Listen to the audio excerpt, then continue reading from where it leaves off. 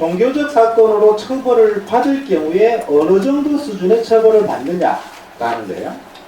본인이 직접 경험한 경우도 있지만 대부분은 그런 처벌, 보통 종교활동을 할 때 이런 처벌을 받습니다라는 거예요. 경험과 인식이 포함된 건데 61% 가까이가 정치범 수용소 행으로 되어 있습니다. 인식이에요. 직접 경험만이 아닌 61%는 이런 거 하나 잡히면 북한에서 가장 높은 처벌인 정치범 수용소에 보냅니다. 교화수가 그중 20%가 가장 높은 처벌을 하고 있다는 거예요. 그러면 현재 종교는 저희들이 조사하는 시점에 현재 종교가 어떻게 됩니까? 라고 하는 거예요. 저희들이 이 백서를 2008년부터 만들었는데 우리 기독교 비율이 월등히 높죠. 48%로 가장 높은데 2008년 백서에서 보면 매년 지금 다운되고 있어요. 기독교 신자, 탈북자 신자의 비율이 자꾸 낮아지고 있다는 거고 천주교의 비율은 10%로 조금씩 올라가고 이런 지금 상황이라는 거고요. 그러면 이 종교 활동을 종교를 언제 처음 접했습니까에 대해서 중국에서 접한 게 가장 높습니다. 32.9%. 10명 중에 3명 이상은 중국에 탈북에 나왔을 때 우리 선교사분들이나 이런 분들 통해서 신앙을 접했다는 거고요. 하나원에 와서 종교를 접했다는 게 31% 정도인데 그러니까 중국에서 3분의 1, 하나원에 교육받는 시기에 3분의 1, 국정원에서 3분의 1. 그럼 거의 신앙을 접한 분들 이 시기에 접한다는 거예요. 그러니까 타에 나와서 접하시는 분들은 그렇게 높지 않다는 겁니다. 그러니까 우리가 북한에서 오신 분들에게 신앙을 접할 때 가장 좋은 장소가 중국, 그리고 하나원이나 국정원 조사받고 집체형 생활을 할 때 가장 접하기 좋았다, 이런 이야기죠. 저희들이 이제 두 번째는 저희들이 가진 사건, 아까 말씀드린 지난해 42,774건, 지난해까지 북한에서 발생한 피해 사건을 저희 정보센터에서 분석해서 갖고 있는 게 이 정도 규모인데 그 중에 종교 박해 관련 사건이 960건으로 2.2%를 차지합니다. 그러니까 전체 북한에서 발생한 사건 중에 종교 박해 사건이 2.2%고 960건이다, 이런 거고요.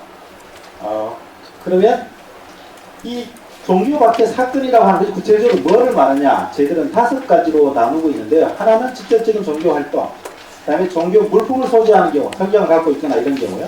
종교인을 접촉한 경우, 직접적인 선교나 종교 전파 활동을 하는 경우, 그 외 기타 이렇게 나누는데 종교 활동, 종교 물품의 소지 이런 부분들이 월등히 높게 이런 거 하나가 체포됐다, 이 말입니다.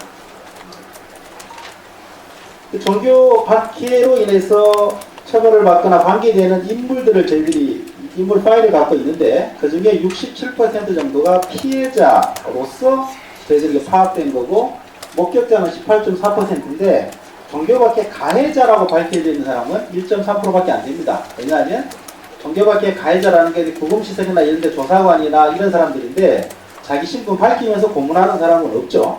그래서 가해자가 누구인지는 대부분 잘 모르고 알려져 있지 않은 이런 상황입니다. 정보 제공은 누가 행사할 때 목격자나 주로 피해자 동료나 이런 사람들이 증언을 우리한테 해줬다는 이야기고요. 그러면 종교 박해를 당한 이분들이 당시 어디에 거주했느냐라고 했을 때 이 지금 진하게 되어 있는 게 사건이 많이 발생한 지역입니다. 앞에서 말씀드렸듯이 증언자의 60% 가까이가 함경도 출신인데 그래서 역시 사건도 주로 함경도, 양강도 이 지역에서 집중적으로 발생합니다. 이건 증언자가 이 지역 출신이 많기 때문에 여기에서 발생 비율이 높은 것도 있고 실제로도 이 지역에서 종교박해 사건이 많이 발생하고 있기 때문에 이 지역이 많이 나타나는 두 가지가 함께 사실은 나타난다는 겁니다. 관련 인물들, 종교박해로 인해서 처벌받은 관련 인물들, 특히 피해자 중에 그러면 어떤 종교와 관계돼서 처벌받은 거냐? 기독교가 47.5%로 가장 높고 가톨릭이나 불교는 상대적으로 아주 낮은데 이게 어떤 종교인지는 확인이 안 되고 그냥 종교적인 사건은 처벌받았다. 이게 비율이 높은데 거의 사실은 정밀하게 측정하면 90% 이상은 기독교, 개신교와 관계되는 사건이라고 이해를 하시면 됩니다. 언제 발생했느냐는 거죠. 이러한 종교박해는 언제 발생했냐. 사실 50년대, 60년, 70년대 보면 0.1, 0.2%밖에 안 됩니다. 이 이야기는 50년대, 60년대, 70년대는 거의 북한 당국이 종교를 완전히 말살하는 형태로 갔기 때문에 이 지역에는 종교 박해 사건도 거의 등장을 안 하고 접수도 안 돼요. 근데 이제 90년대 중국으로 탈북했던 탈북자분들이 중국 선교사분들에게 도움을 받고 신앙을 접하고 이분들이 강제 송환을 됐던 자발적으로 갔던 그분들 중심으로 북한 내에 우리 신자들이 일부 남아 있겠지만 절대적인 다수는 중국을 통해서 들어간 분들이 종교적인 친화 활동을 했고 그것이 노출돼서 처벌을 받았기 때문에 90년대가 24%, 2000년대 이후가 60%가 넘기 때문에 최근에일수록 사건 발생률이 월등히 높다 이렇게 보시면 됩니다. 아까 어디서 발생했느냐라는 것은 아까 말씀드린 피해자가 거주했던 지역과 같이 함경도, 양강도 이쪽 지역에서 높게 나타나는 거죠. 이쪽 지역에 사건이 발생했다는 겁니다. 저희들이 가진 사건이나 대략 이런 건데 저희들이 이제 이 백서에 재현하고 있는 게 이런 내용들이에요.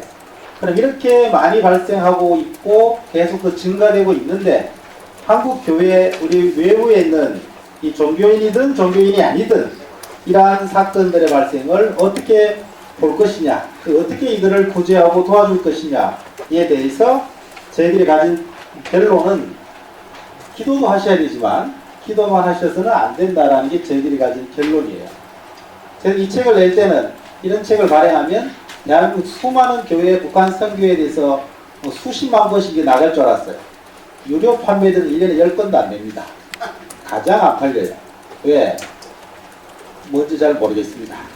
그래서 이게 말에 의한 성찬과 실질적인 도움이 되는 관심과 이들에 대한 구제에 대해서는 별 관심이 많지 않은 것 같다. 저희들은 적어도 종교 박해로 순교하고 있는 수백 명의 이분들의 기록, 기억, 이것을 우리가 반드시 추적하고 이분들에 대해서 그런 희생이 되지 않도록 예방하고 구제하는 게 한국 교회의 일차적인 사명이다. 지금 발생하는 박해를 막지 못하면서 통일된 이후의 선교를 이야기하는 건 저는 동의하기 어렵다는 것.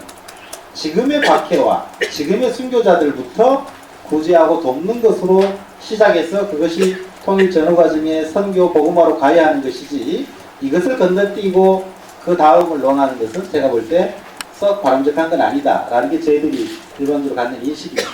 제가 먼저 이 정도 말씀을 드리겠습니다.